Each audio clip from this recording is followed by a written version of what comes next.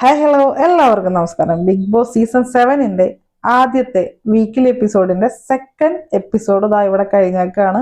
വളരെ എൻഗേജിങ് ആയിട്ടുള്ള വളരെയധികം എന്താ പറയാ പ്രത്യേകതകളുള്ള ഒരു എപ്പിസോഡായിരുന്നു. ഒരുപാട് കാര്യങ്ങൾ സംഭവിച്ചോട്ടോ. നമുക്ക് ഓരോന്നായിട്ട് നോക്കി വരാം. ഇതിനകത്ത് ആദ്യം തന്നെയുള്ള പ്രത്യേകത എന്ന് വെച്ചാൽ സാധാരണ എവിക്ഷനൊക്കെ നമ്മൾ കണ്ടുവരുന്നത് ഏറ്റവും എൻഡിലായിരിക്കും, അതായത് എപ്പിസോഡിന്റെ എൻഡിലായിരിക്കും. ഇവിടെ നേരെ തിരിഞ്ഞ് ഫസ്റ്റ് കുറച്ച് മൂവ് ആയപ്പോൾ തന്നെ എവിക്ഷൻ അങ്ങ് നടന്നു. ആദ്യം തന്നെ ലാലേട്ടൻ എല്ലാവരും എഴുന്നേപ്പിച്ച് നിർത്തി, അതായത് എവിക്ഷനിലോട്ട് തെരഞ്ഞെടുക്കപ്പെട്ട എല്ലാവരും എഴുന്നേപ്പിച്ച് നിർത്തി. അവരുടെ അഭിപ്രായങ്ങൾ എന്നത്തെ പോലെ തന്നെ ചോദിച്ചു. എല്ലാവരും പല പല കാരണങ്ങൾ പറഞ്ഞു. കോൺഫിഡൻസ് ആണ്, ചിലവർ രണ്ട് വള്ളത്തിൽ കാല് കുത്തിയിട്ട് ചിലപ്പോൾ പോവാം ചിലപ്പോൾ പോവാതിരിക്കാം എന്നൊക്കെ പറഞ്ഞു. നവീൻ വളരെ ബ്രില്യൻ്റ് ആയിട്ടുള്ള ഉത്തരവാണ് പറഞ്ഞത്. എനിക്ക് ഇവിടുന്ന് പോകണ്ട, എനിക്ക് എൻ്റെ ഫസ്റ്റ് വീക്കിലുള്ള എൻ്റെ സ്വഭാവമല്ല രണ്ടാമത്തെ വീക്കിലൊക്കെ എടുക്കാനുള്ളത്, നമുക്ക് ജനങ്ങൾ ഇനി തന്നെ ഒരുപാട് കാണാനുണ്ട് എന്നുള്ള രീതിയിലുള്ള കാര്യങ്ങൾ പറഞ്ഞു. ഞാൻ എന്നും നിവിനെ നോട്ട് ചെയ്യുന്ന ഒരാളാട്ടോ. നിവിൻ ഒരു പക്ക ഗെയിമറാണ്. അത് വരും ദിവസങ്ങളിൽ നമ്മൾ കാണും, ഉറപ്പായിട്ടും കാണും. കാരണം നിവിൻ അവിടെ കാണിച്ചു കൂട്ടുന്ന കാര്യങ്ങളൊക്കെ എന്ത് ഔട്ട് പോവും, എന്ത് ജനങ്ങളിലോട്ട് എത്തും എന്നുള്ളതിനെ കുറിച്ചൊക്കെ നിവിന് നല്ല ധാരണയുണ്ട്. അതെന്തായാലും വരും ദിവസങ്ങളിൽ നമുക്ക് കാണാൻ പറ്റുന്നതാണ് എൻ്റെ വിശ്വാസം. അപ്പോൾ എവിക്ഷൻ പ്രക്രിയനകത്ത് ഔട്ടായത് രഞ്ജിത്താണ്. രഞ്ജിത്ത് അതിനുള്ള എക്സ്പ്ലനേഷൻ പറയുകയും ചെയ്തിട്ടുണ്ടായിരുന്നു. കിച്ചണിലാണ് രഞ്ജിത്ത് അധികം സമയം ചെലവഴിക്കേണ്ട വന്നത്. അത് ശരിക്കും പറഞ്ഞാൽ ക്യാപ്റ്റന്റെ ഒരു വലിയൊരു മിസ്റ്റേക്ക് ആയിരുന്നു. കാരണം ഒരുപാട് പേരെ കിച്ചണിലോട്ട് ഇടുന്നതിന് പകരം 4 പേരാണ് ഇട്ടത്. അവരുടെ മോസ്റ്റ് ഓഫ് ടൈം അവർ ഏറ്റവും കൂടുതൽ സ്പെൻഡ് ചെയ്തത് കിച്ചണിലായിരുന്നു. അത് വലിയൊരു കുറവായിട്ട് ഈ കുറച്ച് കണ്ടസ്റ്റൻസിന് ഏറ്റിട്ടുണ്ട്.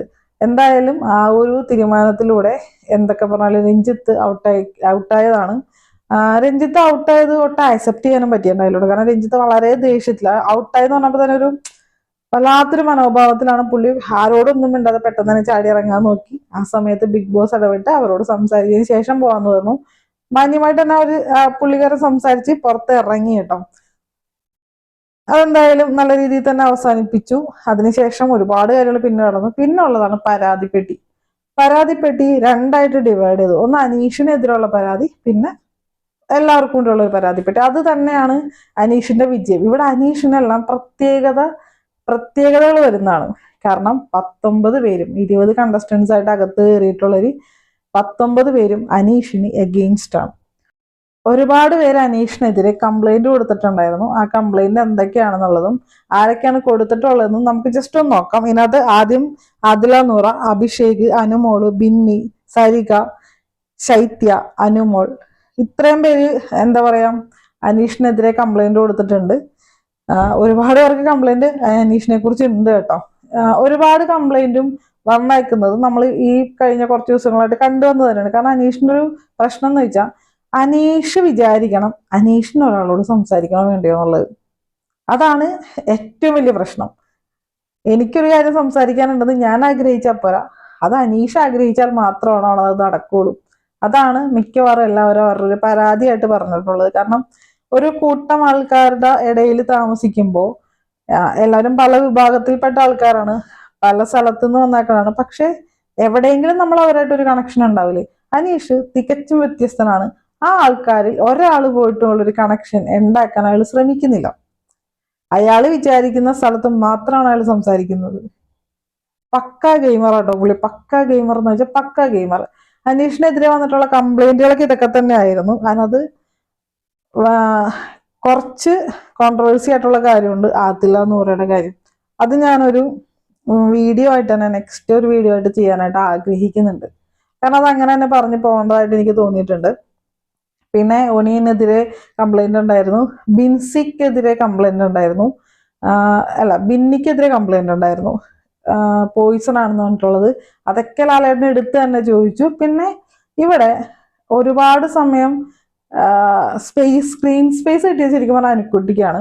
അനുമോളുടെ കുറെ അധികം കാര്യങ്ങൾ എടുത്ത് ചോദിച്ചു. പക്ഷെ എനിക്ക് പലപ്പോഴും തോന്നിയ ഒരു കാര്യം എന്ന് വെച്ചാൽ അനുമോള് പറഞ്ഞ പല കാര്യങ്ങളും ആ രീതിക്കല്ല ലാലേട്ടൻ അവതരിപ്പിച്ചിട്ടുള്ളത്. ഇപ്പോ ഫോർ എക്സാമ്പിൾ ഈ എന്താ പറയാ നമ്മുടെ അക്ബറിന്റെ കാര്യം അനുക്കുട്ടി പറയാനുണ്ടായിരുന്ന സാഹചര്യത്തെ കാണിച്ചിട്ടുണ്ട്. അതിനുശേഷം ആ എക്സ്പ്ലനേഷൻ നല്ല രീതിക്ക് കൊടുക്കാൻ അനുക്കുട്ടിക്ക് കഴിഞ്ഞു. പക്ഷെ അത് കഴിഞ്ഞില്ലായിരുന്നെങ്കിൽ അത് മറ്റൊരു രീതിയിലായിപ്പോയേനെ. കാരണം നമുക്കറിയാം ഒരു സംഭവത്തിന് ശേഷം അക്ബർ നോക്കുന്ന രീതിയാണ് പറഞ്ഞിട്ടുള്ളത്. അത് ഏകദേശം ഒരു തട്ടില്ലാതെ പോയെങ്കിൽ രണ്ടാമത്തെ ഒരു സംഭവം വന്നത് ശരിക്കും എനിക്കൊരു നീതികേടായിട്ടാണ് ഫീൽ ചെയ്തത്. കാരണം അന്ന് ഷാനവാസും അനുമോളും തമ്മിലുള്ള പ്രശ്നം അവിടെ ഉണ്ടാകുമ്പോൾ ശരിക്കും അനുമോളുടെ ഭാഗത്ത് വന്നൊരു തെറ്റെന്ന് നമുക്ക് പറയാൻ പോലും പറ്റില്ല. കാരണം നമ്മളെപ്പോഴും നമുക്കൊരു ചെറിയ കാര്യങ്ങളൊക്കെ വരുമ്പോൾ ഡോക്ടറിനെ കാണണ്ട എന്ന് പറയാറുണ്ടോ, അത് ആവി പിടിച്ചാൽ തീരാവുന്ന പ്രശ്നമല്ലേ, ഒരു ചുക്കാപ്പി ഇട്ട് പിടിച്ചാൽ തീരാവുന്ന പ്രശ്നമല്ലേ, അല്ലെങ്കിൽ ഒരു കട്ടൻ ചായയിൽ ഒതുക്കാവുന്ന കുറച്ചധികം പ്രശ്നങ്ങൾ നമ്മൾ തന്നെ ലിസ്റ്റ് ഔട്ട് ചെയ്ത് വെച്ചിട്ടുണ്ട് അല്ലേ കുറെ കാര്യങ്ങൾക്ക്. ഈ ഒരു കാര്യം ഷാനവാസിനോട് വളരെ തമാശയ്ക്ക് അല്ലെങ്കിൽ വളരെ നോർമൽ ഇത് പറഞ്ഞുകൊണ്ടിരിക്കുന്ന സമയത്ത് അത് ഷാനവാസാണ് വളരെ വിദഗ്ധമായിട്ട് അതിനെ വളച്ചൊടിച്ചത്.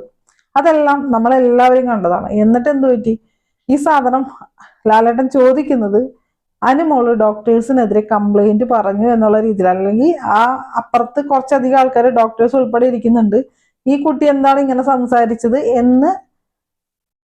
എന്നുള്ള രീതിയിലാണ് ലാലേട്ടൻ പറഞ്ഞു വെച്ചേക്കുന്നത്. അതായത് അനുക്കുട്ടി ഡോക്ടേഴ്സിനെ അല്ലെങ്കിൽ ആ ഒരു വിഭാഗത്തെ അപമാനിച്ചു എന്നുള്ള തരത്തില് ഒട്ടും യോജിക്കാനായിട്ട് എനിക്ക് പറ്റാത്തൊരു സിറ്റുവേഷൻ ആയിട്ടാണ് എനിക്ക് തന്നെ തോന്നിയത്. പേഴ്സണലി എന്റെ അഭിപ്രായമാണ് ഈ പറയുന്നത് കേട്ടോ. കാരണം അവിടെ അതെല്ലാം നടന്നതെന്നും അവർ ഔട്ട് കൊടുത്തതും അതല്ല, അത് നമ്മളെല്ലാവരും കണ്ടതാണ്. പക്ഷെ എന്തുകൊണ്ടിട്ടാണ് ആ ഒരു സ്റ്റേറ്റ്മെന്റ് ഇറക്കിയതെന്ന് എനിക്കറിയില്ല.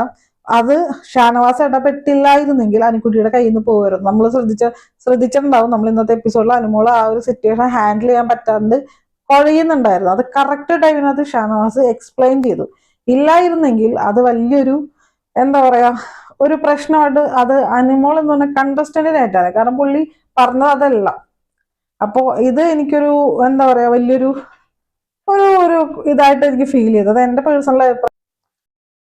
ഇത് ചോദിച്ച സ്ഥിതിക്ക് ചോദിക്കണമായിരുന്ന മറ്റൊരു കാര്യം ഉണ്ടായിരുന്നു. അത് അനുമോൾക്കെതിരെ അപ്പാനിയും ആര്യനും കൂടിയുള്ള ഒരു കോൺവെർസേഷനിൽ വന്നിട്ടുള്ള ഒരു കാര്യമാണ്. അത് ശരിക്കും പറഞ്ഞാൽ വളരെയധികം അനുമോൾ എന്ന് പറഞ്ഞ കണ്ടസ്റ്റന്റ് നെഗറ്റീവായിട്ട് വരേണ്ട കാര്യങ്ങളായിരുന്നു. പക്ഷെ അത് ഇവിടെ ചോദിച്ചില്ല. നമുക്ക് എല്ലാവർക്കും അറിയാം, അത് ലൈവിൽ കാണിച്ചിട്ടുണ്ടായിരുന്നു, അത് എപ്പിസോഡിൽ ഉണ്ടായിരുന്നാണ് എൻ്റെ ഒരു ഓർമ്മ. അനുമോളുടെ ക്യാരക്ടർ ശരിയല്ല, അനുമോൾ പുറത്തിങ്ങനെയല്ല, ഫേക്കാണ്, അല്ലെങ്കിൽ ഈ കാരണം മറ്റൊരാളുടെ ലൈഫിനകത്ത് കുറെ പ്രശ്നങ്ങളൊക്കെ ഉണ്ടായിട്ടുണ്ട് എന്നുള്ള കുറച്ച് കാര്യങ്ങൾ അപ്പാനിയും ആര്യനും അക്ബറൊക്കെ ഉള്ള ചർച്ച ചെയ്യാൻ അതൊക്കെ വരുന്നുണ്ട്. ഇത് ക്ലാരിഫൈ ചെയ്തിട്ടില്ല. അതെന്തുകൊണ്ടാന്ന് എനിക്കറിയില്ല. കാരണം അത് കണ്ടപ്പോ ആ ഒരു സംസാരം കേട്ടപ്പോ ശരിക്കും ഞാൻ ആലോചിച്ചിട്ടുണ്ട് പുറത്തെ വിഷയം അല്ലെങ്കിൽ ഇല്ലാത്തൊരു കാര്യം എന്തിന് ഇങ്ങനെ പറയുന്നു എന്നുള്ളത്. കാരണം അത് ഔട്ട് പോകുന്നതാണ്. ഔട്ട് പോകുമ്പോൾ ജനങ്ങളിലോട്ട് ഇത് എത്തുന്നുണ്ട്. അതെന്തായാലും ക്ലിയർ ചെയ്തില്ല. അത് വളരെ ഒരു മോശമായി എന്ന് എനിക്ക് തോന്നിയ ഒരു കാര്യമാണ്. കാരണം ഇത് പറയാമെങ്കിൽ അതും പറയണമായിരുന്നു അല്ലെ. എൻ്റെ അഭിപ്രായമാണ്. നിങ്ങൾക്ക് നിങ്ങളുടെ അഭിപ്രായങ്ങൾ എന്താണെങ്കിലും കമന്റിലൂടെ രേഖപ്പെടുത്താം. അതുപോലെ തന്നെ ബാക്കി കണ്ടസ്റ്റൻസിനെ ലാലേട്ടൻ സേഫ് ആയിട്ട് ഇരുത്തുന്നുണ്ട്. രേണു ഉൾപ്പെടെ ഉള്ളവരൊക്കെ സേഫ് ആയിട്ടുണ്ട്. പിന്നെ നടന്നത് ജയിലിനെ കുറിച്ചുള്ള ഒരു കോൺവെർസേഷൻ ആയിരുന്നു. ജയിലിനകത്ത് ശരിക്കും പറഞ്ഞാൽ റൂൾസ് വയലേറ്റ് ചെയ്തിട്ടുണ്ട്. ആ വയലേഷനെ കുറിച്ചുള്ള കാര്യങ്ങളൊക്കെ സംസാരിച്ചിട്ടുണ്ട്. ജയിൽ എന്ന് പറയുന്നത് ഇനി വരും ദിവസങ്ങളിനകത്ത് ക്രൂഷ്യൽ ആയിരിക്കും എന്നുള്ളൊരു എന്താ പറയാ ഒരു കാര്യം കൂടി ലാലേട്ടൻ സൂചിപ്പിച്ചു വെച്ചിട്ടുണ്ട്. കാരണം ഇപ്പൊ തന്നെ നമുക്കറിയാം, പണ്ടത്തെ ജയിൽ ടാസ്ക് എന്ന് പറഞ്ഞാൽ അവരുടെ സ്വർഗമായിരുന്നു. ഇന്ന് അത് നരകതുല്യമായിട്ട് മാറുന്നുണ്ട്. ഇനി അത് കുറച്ചും കൂടി കടുപ്പിക്കും എന്നുള്ളൊരു കാര്യം വ്യക്തമായിട്ട് തന്നെ പറഞ്ഞിട്ടുണ്ട്. അതെന്തായാലും നല്ലൊരു കാര്യമാണ്. കാരണം ജയിലെന്ന് പറഞ്ഞാൽ ഒരു തെറ്റ് തിരുത്തുന്ന സ്ഥലമാണ്, അല്ലെങ്കിൽ തെറ്റ് ചെയ്തിട്ട് ആ തെറ്റിന് ശിക്ഷ അനുഭവിക്കേണ്ട സ്ഥലമാണ്. അപ്പൊ അത് എന്തായാലും നല്ല രീതിയിൽ തന്നെ ജയിലിന്റെ ടാസ്കുകൾ കുറച്ചും കൂടി കൂടുന്നത് നന്നായിരിക്കും. കാരണം അതിലോട്ട് പോകാനുള്ള ആൾക്കാരുടെ എണ്ണം കുറയും, അവർ കോമ്പറ്റീഷൻസ് കൂട്ടും, അവരെപ്പോഴും ഫിറ്റ് ആയിട്ടിരിക്കാൻ നോക്കും, ടാസ്കുകൾ മെയിനായിട്ട് കളിക്കും, ഉഴപ്പില്ല ആൾക്കാർ. കാരണം ജയിൽ അത്രയും പ്രശ്നങ്ങളാണ് എന്നറിയുമ്പോൾ സാധാരണ ജയില് എന്താ പറയാ ഒരു സുഖവാസ കേന്ദ്രമായിട്ട് എപ്പോഴും മാറുന്നത് നമ്മളെല്ലാവരും കണ്ടിട്ടുണ്ട്. പിന്നെ അതുപോലെ തന്നെ എപ്പിസോഡിൽ കാണിച്ച മറ്റൊരു കാര്യമാണ്, അതിനുശേഷം ലാലേട്ടൻ രഞ്ജിത്തിനെ വിളിച്ചു. രഞ്ജിത്ത് വന്നു. രഞ്ജിത്തിന്റെ കാര്യങ്ങളൊക്കെ രഞ്ജിത്ത് പറഞ്ഞു. സ്ക്രീനകത്ത് വീഡിയോ കാണിച്ചു കൊടുത്തു. നേരെ റൂമിലോട്ട് കണക്ട് ചെയ്ത് കൊടുത്തു. അതായത് ബിഗ് ബോസ് ഹൗസിലോട്ട് കണക്ട് ചെയ്തു. അതിനുശേഷം രഞ്ജിത്തിനെതിരെ പരാതി കിട്ടിയിട്ടുണ്ട്. രഞ്ജിത്ത് ഒരു കത്ത് എഴുതിയിട്ടുണ്ട്. അപ്പൊ അതെന്താണെന്നുള്ളൊരു കാര്യം ലാലേട്ടൻ പറഞ്ഞു. റെനയാണ് രഞ്ജിത്തിനെതിരെ പരാതി പറഞ്ഞത്. അത് ആ ജെൻഡർ കാർഡ്, അതായത് പ്രായം കുറഞ്ഞൊരു വ്യക്തിനെ ട്രീറ്റ് ചെയ്യുന്ന രീതി ശരിയല്ല എന്നുള്ളൊരു കാര്യത്തിനകത്താണ് റെന അഭിപ്രായം പറഞ്ഞത്. രഞ്ജിത്ത് എഴുതിയത് ഈ വീട്ടിൽ ആരുമായിട്ട് എനിക്കൊരു പ്രശ്നവുമില്ല, ലാലേട്ടനോട് പറയാൻ മാത്രമുള്ള പ്രശ്നങ്ങളൊന്നും എനിക്ക് ഈ വീട്ടിൽ ആരുമായിട്ടും ഇല്ലെന്നാണ്. പുള്ളി അത് വളരെ ഡീസന്റ് ആയിട്ട് എഴുതിയിട്ടുണ്ടായിരുന്നു. അതിനെക്കുറിച്ച് പറഞ്ഞ് രഞ്ജിത്തിനെ പറഞ്ഞു വിട്ടു. അപ്പോൾ ഇതൊക്കെയാണ് ഇന്ന് എപ്പിസോഡ്സിൽ ഉണ്ടായത്. പിന്നെ ആദില നൂറയുടെ കുറച്ച് വിഷയങ്ങളും ഉണ്ടായിട്ടുണ്ട്. നമ്മുടെ അനീഷ അവരോട് സംസാരിക്കുന്നത്, അതിന്റെ ഒരു കാരണം ഞാൻ അടുത്ത വീഡിയോയിൽ എന്തായാലും പറയുന്നതാണ്. അപ്പോൾ ഇതൊക്കെയാണ് ഇന്നത്തെ വീക്കെൻഡ് എപ്പിസോഡിൽ സംഭവിച്ചത്. പക്ഷെ നാളത്തെ പ്രേമോ ഷോക്കിംഗ് ആയിട്ടുള്ള പ്രേമോ ആണ്. ഒന്നാം സ്ഥാനത്തിനുള്ള ഫൈറ്റിൽ എന്തൊക്കെയോ സംഭവിക്കുന്നുണ്ട്. അനീഷ് ഒന്നാം സ്ഥാനത്തിന് വേണ്ടി കട്ടയ്ക്ക് പിടിച്ച് നിൽപ്പുണ്ട്. ബാക്കി 19 പേര് എന്തായാലും അതിന് അഗെയിൻസ്റ്റ് ആയിട്ട് നിന്നിട്ടുണ്ടാവും. ബിഗ് ബോസ് എന്തോ അനൗൺസ് ചെയ്യുന്നുണ്ട്, താൽക്കാലികമായിട്ട് നിർത്തി വെക്കുന്നു എന്നുള്ള രീതിയിൽ. അപ്പൊ എന്തായാലും നാളെ നമുക്ക് ആകാംക്ഷയോടെ കാത്തിരിക്കാം ബി എന്താകും എന്നുള്ളത്. അപ്പൊ അടുത്ത വീഡിയോ ആയിട്ട് വീണ്ടും കാണാം. Tata bye bye, see U.